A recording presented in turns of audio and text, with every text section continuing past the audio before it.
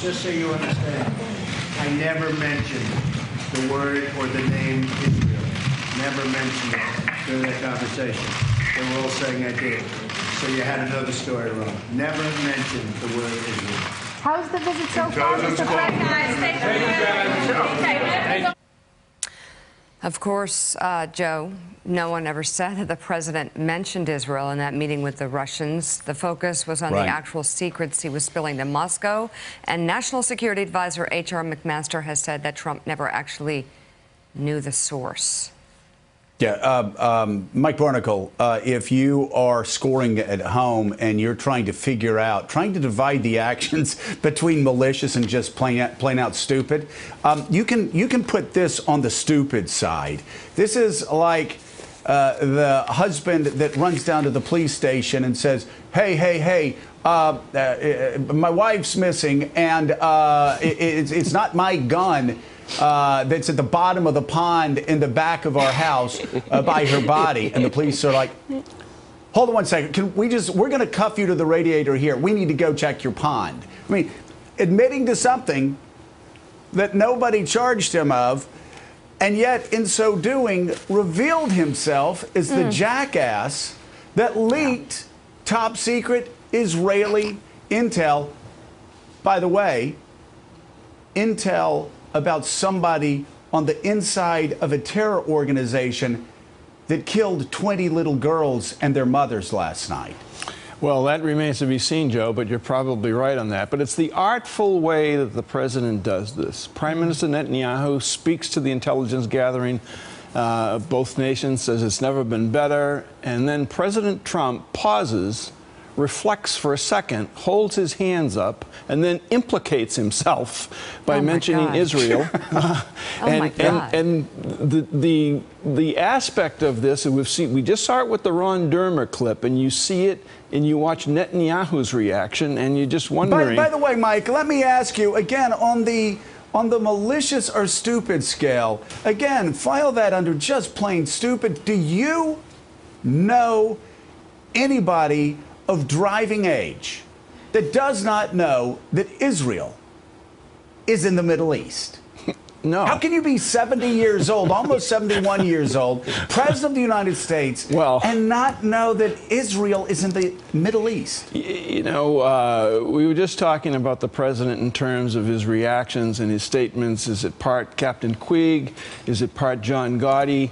We now have to ask how much a part of it is Chauncey Gardner, because that's where we are on this. I mean, Israel has been in the Middle East for quite some time. Actually, Mika, a combination between Chauncey Gardner and Lloyd Christmas. I mean, I think we're moving from being there to Dumb and Dumber very quickly. Well, anyway, so Mika, I just want you to know that later today I am leaving Connecticut, and I am going up to Boston. And when I'm in Boston, I'm going to let my Red Sox fans know that I just came back from New England. And boy, the weather was bad there. All right. Jeez. It would Lloyd be funny. Christmas, look it up. New reporting says President Trump not only pushed James Comey to squash the Russia investigation, but he also leaned on the head of the NSA and the director of national intelligence. Joe, this appears to be closing in on President Trump. I understand that Mueller has a major investigation before him, and there are many more details to come out. But what are we looking at right now? Well, what we're looking at is a president and many people around the president who seem to be putting up neon signs pointing to this investigation, saying, double down here. Look, we have done something terribly wrong because the President of the United States would not demand from the FBI director 3 times that he kill the investigation into the President of the United States colluding with the Russians. You would not have the president calling the director of national intelligence and saying, help me kill this investigation against me. You wouldn't have the President of the United States calling the head of the NSA saying, help me kill this investigation against me. That's exactly what Richard Nixon did when he tried to get the CIA to stop the investigations into Watergate. We're not saying that this is Watergate, and we're not saying that Donald Trump is Richard Nixon, but there is an awful lot of smoke that's going up. And it's so important to remember, because things have come at us so quickly over the past 4 or 5 months. It's important to keep all of this in context. This phase of the Russian scandal, and you can start calling it a scandal now when you have the President of the United States going to the head of every intel agency and telling them to kill an investigation that may be criminal against him. But that's Act 2.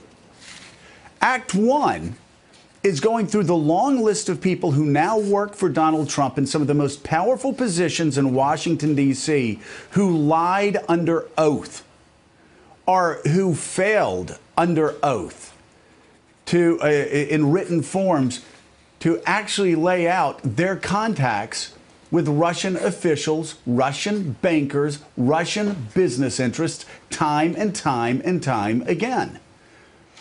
Mika, maybe where there's smoke, there's not fire. But I think Bob Mueller and most of the people in the FBI understand you would not put yourself in this much political jeopardy. No. You would not break every norm of Washington. You would not brag on national television about killing an investigation that was putting pressure on you, unless you had something to hide, unless